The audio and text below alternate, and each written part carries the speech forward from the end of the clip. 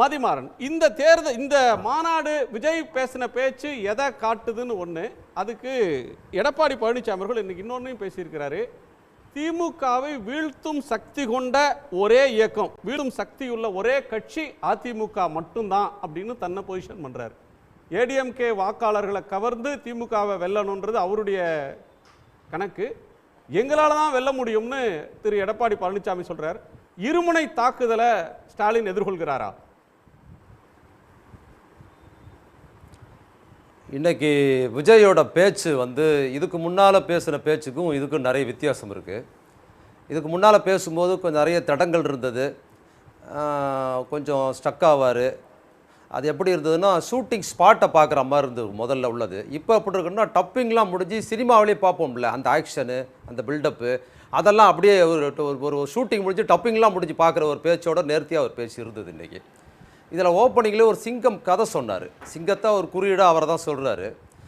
அவர் சொல்கிறாருன்னா அவர் ஆண் சிங்கமாக தான் தன்னை சொல்கிறார். இதில் வேடிக்கை என்னென்னா, இந்த ஆண் சிங்கம்ங்கிறது ரொம்ப சோம்பேறி, அது வேட்டையாடாது, அது சும்மாவே வீட்டிலேயே இருக்கும், வெளியே வராது. அந்த ஆண் சிங்கம் எப்போ வெளியே வரும்னா பெண் சிங்கம் தான் வேட்டையாடும். பெண் சிங்கம் வேட்டையாடி கொண்டு வந்த உணவை தான் ஆண் சிங்கம் சாப்பிடுமே தவிர அது என்ன பண்ணுது, அது வேட்டையாடுற தன்மை கிடையாது.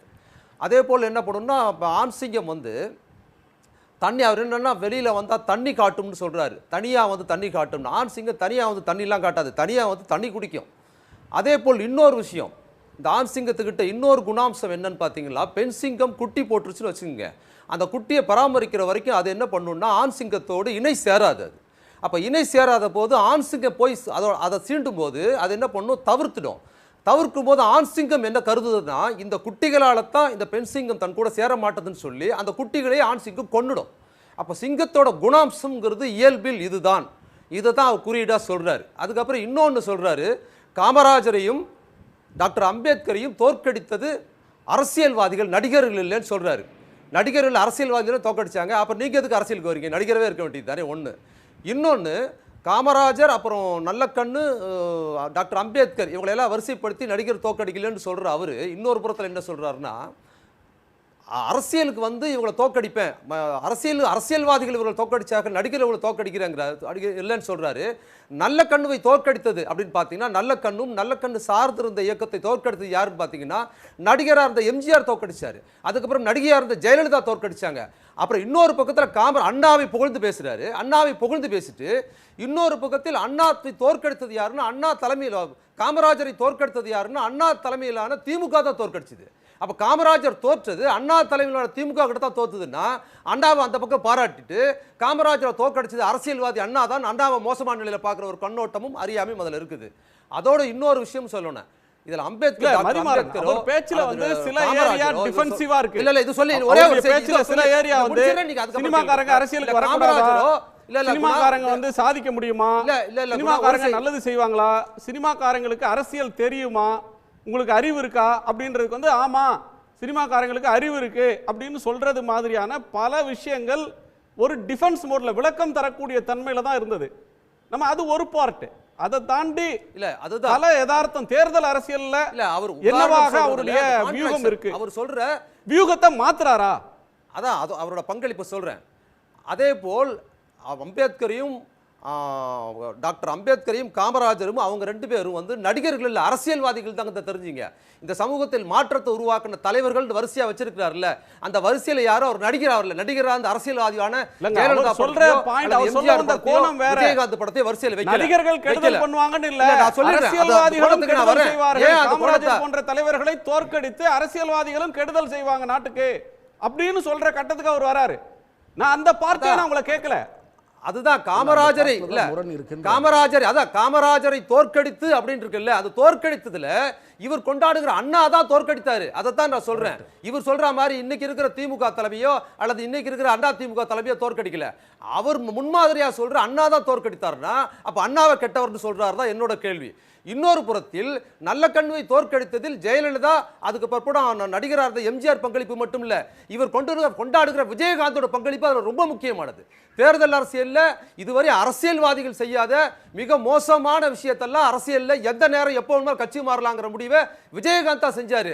இதுவரைக்கும் அரசியல்வாதிகளுக்கு இல்லாத ஒரு நெட்வொர்க்கை நடிகராக இருந்த அவர் செஞ்சு கொடுத்தாருங்கிறது அவர் முன்மாதிரியா சொல்றாருங்கிறதுல இவர்கிட்ட ஒரு தனிப்பட்ட காழ்ப்புணர்ச்சி இருக்கிறது ஒண்ணு. இன்னொன்னு சொல்றேன், ஏன் விஜய் நல்லா கவனிங்க, விஜய் என்ன பேசினாலும் அவர் எலெக்ஷன்ல பெரிய வெற்றி பெற முடியாதுங்கிறது நம்மளோட அவருக்கு நல்லா தெரியும். ஆனாலும் ஏன் ரொம்ப அவசரமா 2026 தேர்தலை டார்கெட் பண்ணி திமுக குறி வச்சு பேசுறாருன்னா அது முக்கியமான ஒரு விஷயம் இருக்கு. நல்லா கவனிச்சிங்கன்னா அவரோட நோக்கம் என்னன்னா பாஜகவுக்கு எதிராக விழுகிற ஓட்டு அப்படின்னு குறிப்பாக இஸ்லாமியர் ஓட்டு, தலித் மக்கள் ஓட்டு இருக்குல்ல, அந்த 2 ஓட்டை மடைமாற்றுவதில் அவர் நோக்கம் எப்பவுமே பேசும்போது அது ரொம்ப குறியீடா இருக்குது. அம்பேத்கர் ரொம்ப தீவிரமா முன்மொழிந்த போது இதற்கு முன்னாலும் சரி, அதுக்கப்புறம் இஸ்லாமிய குறியீடாக அவர் திரைப்படங்கள்ல பாத்தீங்கன்னா, திரைப்படம் தான் நமக்கு முன்மாதிரி விஜய் கிட்ட, வேற எதுவும் கிடையாது. அவர் ஏத்துக்கலாமா வேண்டாமாங்கிறதுக்கு ரசிகர்கள் எப்படி திரைப்படத்தை வச்சு பார்க்குறாங்களோ அதே திரைப்படத்தை வச்சு தான் பார்க்க முடியும்.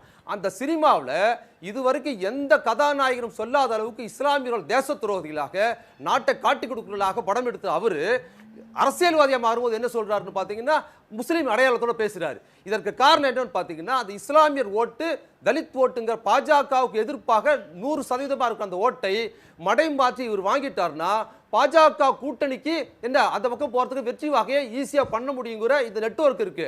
அதுல குறிப்பா பாத்தீங்கன்னா இவர் சிறுபான்மை அடையாளத்தை திரும்ப திரும்ப முஸ்லீம் குறியீட சொல்றாரு.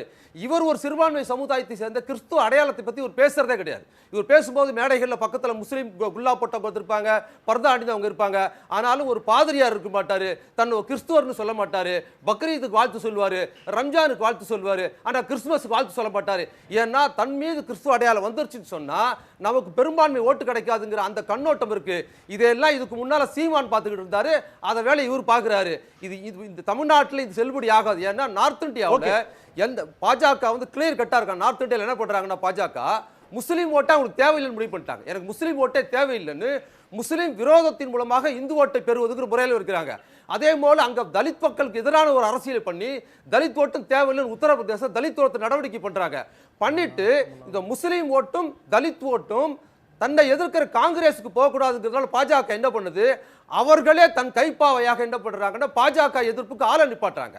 இஸ்லாமிய கட்சியை சேர்ந்தவங்களை தனியா நிப்பாட்டி வச்சு பாஜக அவங்களே திட்டி அங்க ஓட்டு வாங்குறது, தலித்தியர்கள் தனியா நிப்பாட்ட வச்சு நாங்க தான் உண்மையான பிரதிநிதின்னு சொல்லி காங்கிரஸ் போற மட்டும் அவங்க வாங்குறதுங்கிற இந்த பாலிடிக்ஸ் நார்த் இந்தியாவில் நடக்கிற அந்த பாலிடிக்ஸ்க்கு தான் மையமிட்டு தான் விஜய் இங்க வராரு. அவரோட நோக்கம் அதுதான். அது வட இந்தியாவில் செல்லுபடியாகும், தமிழ்நாட்டில் செல்லுபடியாகாது. இப்ப கூட நான் சொல்றேன், விஜயோட நோக்கம் சிறுபான்மை மக்கள் மற்றும் தலித் மக்கள் ஓட்டை திமுகவுக்கு போகாமல் மடைமாற்றி அவர் எடுத்துக்கிட்டாருன்னா பாஜக அதிமுக கூட்டணி ஓட்ட ஓரளவுக்கு வெற்றி பெறதுக்கான சோர்ஸ்ங்கிற வேலையை அவர் பார்க்கிறாரு. அதைத்தான் அவர் தொடர்பு செய்யறாரு. இன்னை மேடை பேச்சும் அதைத்தான் வலியுறுத்து. உடனுக்குடன் செய்திகளை தெரிந்து கொள்ள சன் நியூஸ் பெல் ஐகானை கிளிக் பண்ணுங்க.